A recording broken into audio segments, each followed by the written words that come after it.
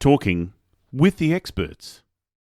Tanya J. Miller is an author, speaker, coach and strategist with a passion for helping people and organisations figure out how to do life and leadership in episode 324.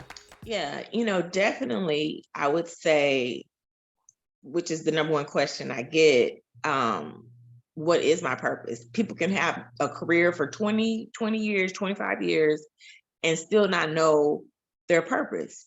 They just know what they do, but they don't see it tied to being anything of value, anything of purpose, anything that makes it the reason why they're doing it. And so what I would say to that, know your purpose, know your why, know what your assignment is. Don't look at it as a role, a function, a title. Look at it as who you are and what you represent in this world. You may be. Welcome to Talking with the Experts. This is where we discuss great ideas to take your business to the next level. How do we know these ideas work? Well, it's because we're talking with business owners who are using these ideas. Business owners who have years of experience and expertise. All things business by business owners for business owners. And now, here is your host, Rose Davidson. Hello and welcome to Talking with the Experts. I'm your host, Rose Davidson from rosedavidson.com. Talking with the Experts is about all things business by business owners for business owners. You can catch it on all good podcasting streaming platforms and on YouTube. And today my guest is Tanya Miller, and Tanya is going to be talking about the Me Project, which stands for Motivated Effort. And the Me project is Tanya's fourth book project release, and identifies problems within a situation and walks you through the solution. Welcome, Tanya, and thank you so much for joining me today. Absolutely. Thank you, Rose, for having me. I'm excited to dive in and see how our conversation leads us. Absolutely. So tell me, how did you come up with the Motivated Effort project? It was one of those things where I was going through a lot at the time, especially when it came to my career in business. And I found myself thinking, I know that I have to do something about it.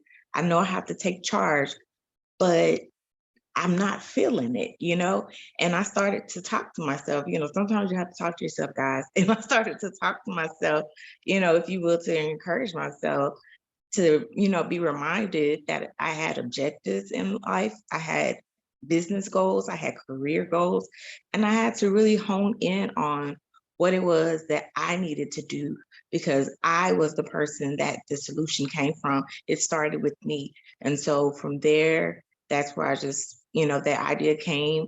And from there, I lived it, if you will, and then I wrote about it after. Wonderful. So what is the Motivated Effort project?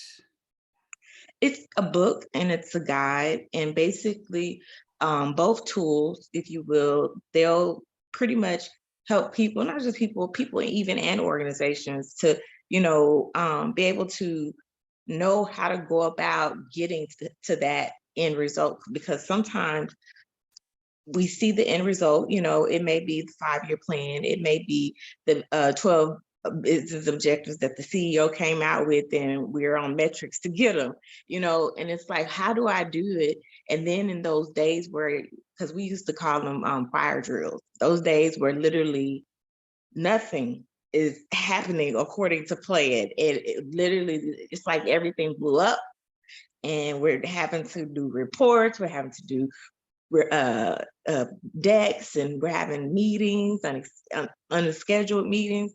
And so, sometimes those fire drills, if you will, can derail you, and you forget, I still owe these 12, I still am responsible for these 12 objectives from the CEO, or I'm still responsible for the 5-year plan I put in place.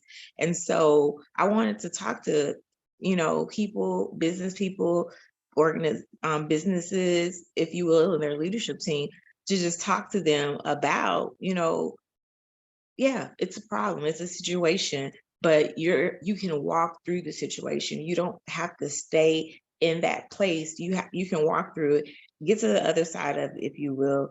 And it all starts with you saying, okay, I'm going to start now. Because a lot of times you'll see when it gets to here, what happens. People just throw their hands up and they ignore everything else. And it's like, you're still responsible for those 12 objectives. They're going to come up on your evaluation. You have all of these responsibilities, and you can't let fire drills derail you. You can't let life that happens, I won't say derail you, because sometimes it will, but get back on course, get back on where you need to get back on the the track, if you will, and keep running, not running as in a you're racing somebody, but running in a sense at your own pace, according to what you're able to do, and you produce it.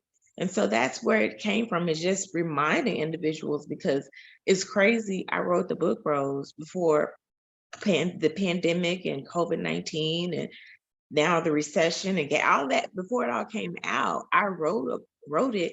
And I thought, as I've been talking about it to people, I said, this is very on point for right now, because so many people during COVID became comfortable in not pushing themselves, or they became comfortable in not going after their goals. They stopped working out. They didn't, they took a break from classes, and one semester ended up turning into a whole 2 years, or even in business, there's been some great things that came out of it. The flexibility that's been needed in the workplace for people to work from home, but it's also in some incidences gotten worse, because those that are managers, I'm just going to say it like this, they make it even impossible, if you will, to work from home, because they want to see what you did every hour. And then you got to tie to the 12 objectives, and then you got to say what you did on. And so I wanted to still encourage somebody, that may be dealing with that, to still keep going forward and find a way, find a way that makes sense to you in your situation, because not everybody's is the same. But what is required for everybody, and should be, is to stay motivated and to keep giving the effort that that you need for your dreams, your goals, your purpose, your vision. Yeah, it's really important to, I guess, do life and do leadership, on purpose. And, so how can, what tips could you offer to our audience today, so that they might be able to live their life on purpose? Yeah, definitely, I would say, which is the number one question I get, what is my purpose? People can have a career for 20 years, 25 years, and still not know their purpose. They just know what they do, but they don't see it tied to being anything of value, anything of purpose, anything that makes it the reason why they're doing it. And so what I would say to that, know your purpose, know your why, know what your assignment is. Don't look at it as a role, a function, a title. Look at it as who you are and what you represent in this world. You may be an analyst or a specialist in your position, but what exactly in the position is your purpose tied to? Is your purpose tied to learning how the business works, so that you can then take those skills and build them and bring them to the startup that you want to do? Are those skills to network in your career with the networking groups that they have? There's all type of affinity groups because of diversity and inclusion. And in those, there's diversity that you can have, not diversity, but networking that you can have from literally the lowest position to the very top of senior and executive leadership, because they attend those affinity groups, or they may be chairs or champions, or vice versa. But it's an opportunity. And so the thing I tell people, don't look at your job as a waste of your time. Figure out what's in that and see how you can use it all, which is my number two thing that I tell people. And it's so valuable, is to use it all, because you can be in a situation or in a position or even in your business where you don't feel like it's all of what you should be doing, or it's not presenting everything that you know is inside of you. And that may be the case, but what is it that you're doing right now that you can use? And from that, figure that out and use it. Use it all. Take advantage of all of what's available in that time, in that space, and experience, and gather it up and use it to the fullest. The last thing and tip I would say, as far as, living a life of leadership, not just in a leadership position or a business, but personal leadership.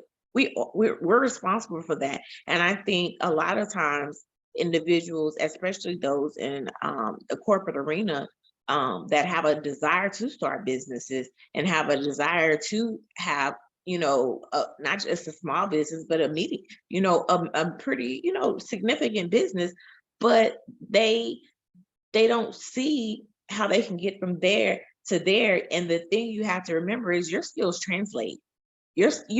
The skills are transferable and they translate. It's just up to you to see what you do, not based upon the product or the service, but the actual aspect of it. And what is that you can transfer? What is it that you can translate to over here? And if it's not a business, it could be another career, a whole new career. And you're stumped because you want to get that opportunity to go in it, but you don't know how.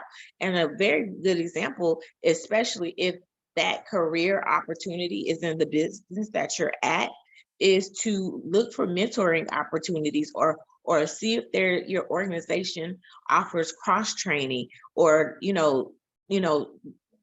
being able to just sit at someone's desk and learn what they do and gain knowledge. And then on the back end, go do the work. And what the work would be, which is number 4. And I said it was my last, so I say this is the bonus. Go do the work. A lot of times there are free resources, whether you're a business owner or you're corporate America, there are free resources. Businesses, there's SBAs, there are women's councils, ethnicity councils, there's the Chamber of Commerce, there's all different organizations that offer free information that can take your business to the next level. And as a person in corporate, there's opportunities where you can get classes that are on that topic or career that you want to go. There are classes on it that you can get certified in all. But you have to do the work. That's the requirement to be able to get to purpose. You have to be willing to do the work to get you to where you're trying to go. And again, that's that motivated effort. You have to keep that in you to know that there's the why, and the reason you're trying to get there is because your purpose is on the other side of it.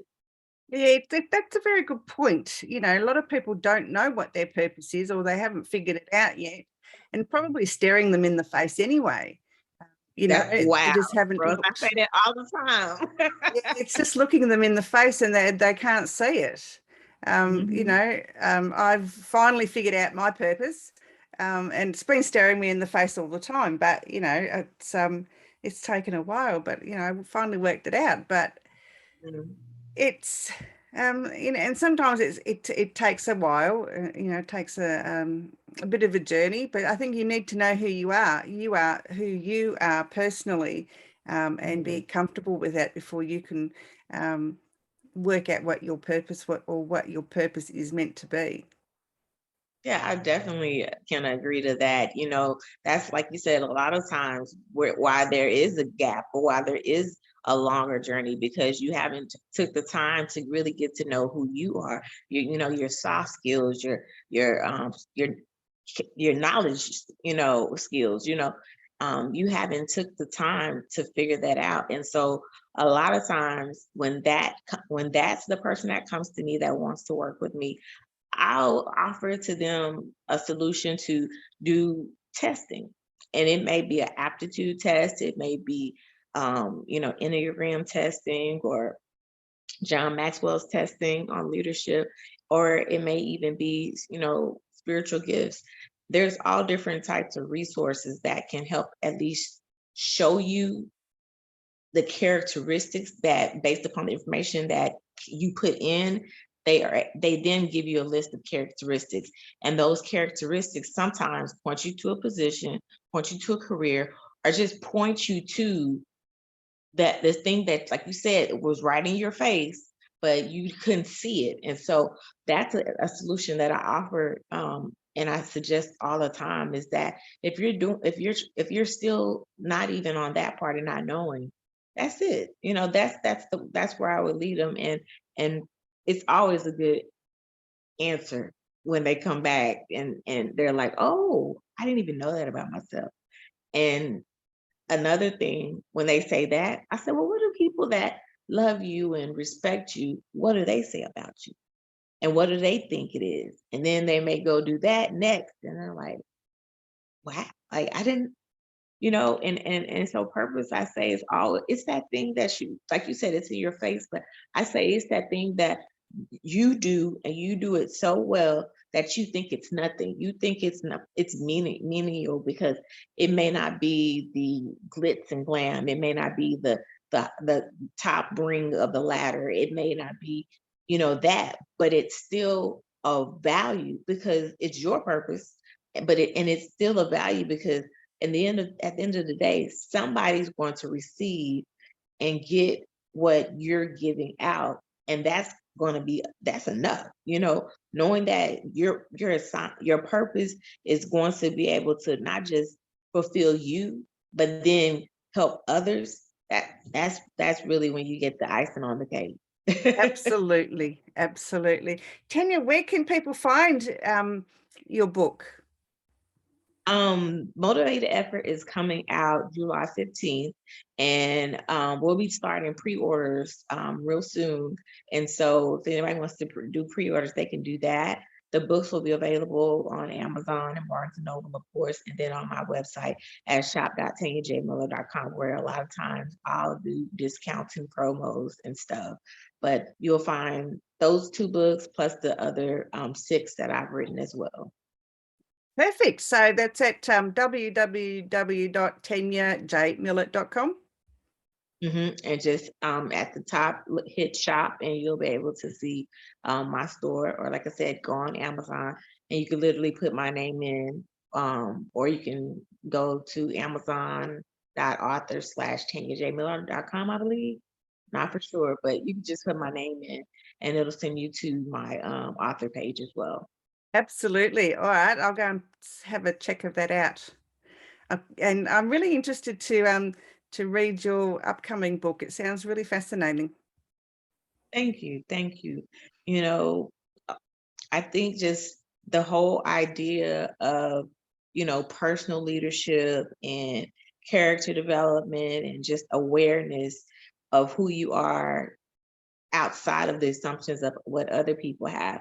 Those are just base things, but they're things that will get us to understanding why we have to stay motivated and why we have to put forth that effort, because no one else will do it. And a lot of times I give the story of what happens to the freshmen in college, when there's no parents around to tell them to get up to go to class.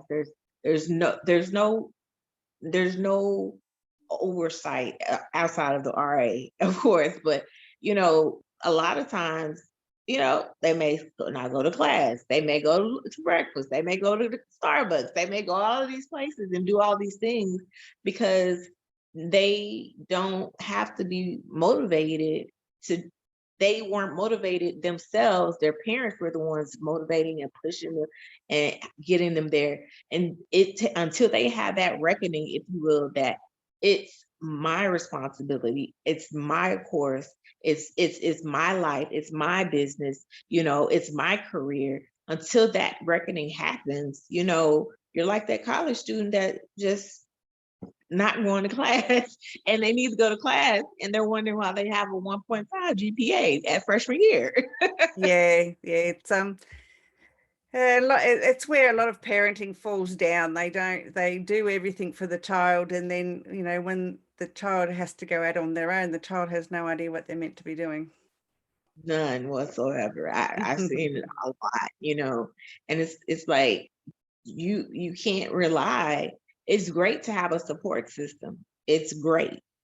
I have one. I need one. It's great to have, you know, business, your business where you have employees and you have, people in leadership with you. It's great to have all of that. But if you are the person that people are looking to, you have to be the one that can pull something out of you so that you can pour it out and give it to them so that they can know what they're supposed to do. You have, like you said, you have to know you and know what you're supposed to do before anybody else can do the same thing. Absolutely. Tanya, where can people find you if they want to find out more about what you do and work with you? Absolutely.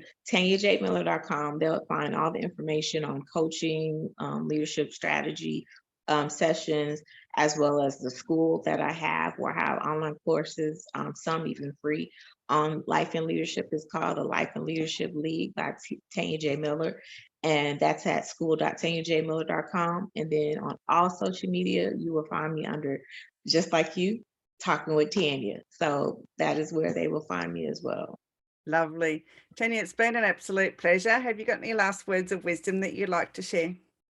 Absolutely. I wanted to, I said, let me write it down because I may miss it because I often quote it the way I feel it at the time, but it is by a man that I revered for his leadership capacity to be able to train and to be an ambassador to his nation and teach, leadership and life from the boardroom, to your bedroom, or if you will, or your home.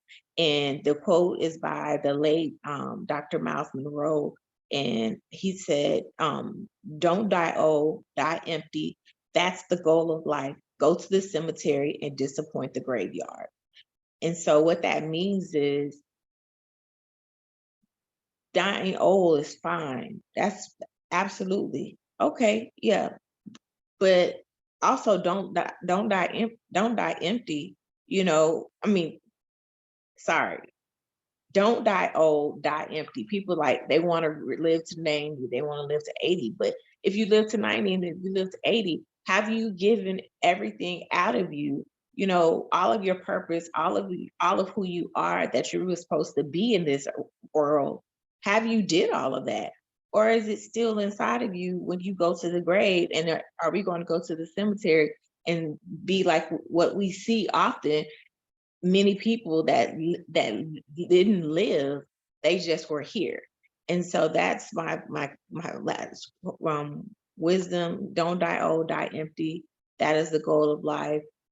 Go to the graveyard and disappoint the cemetery. Thank you so much, Rose. I really appreciate the opportunity to chat with you. And I know that you're doing some amazing things as well. And I hope that everyone that listens to this episode finds even more about you and wants to connect and work with you even more. So thank you, Rose. I really enjoyed it. Tanya, thank you. That's so very kind of you to say that. I'll talk to you soon. Okay, bye. Bye. You've been listening to Talking with the Experts, hosted by Rose Davidson. Make sure you have a look at our back catalogue over at talkingwiththeexperts.com. And be sure to subscribe to our podcast so you don't miss out on any episode. We look forward to your company next time.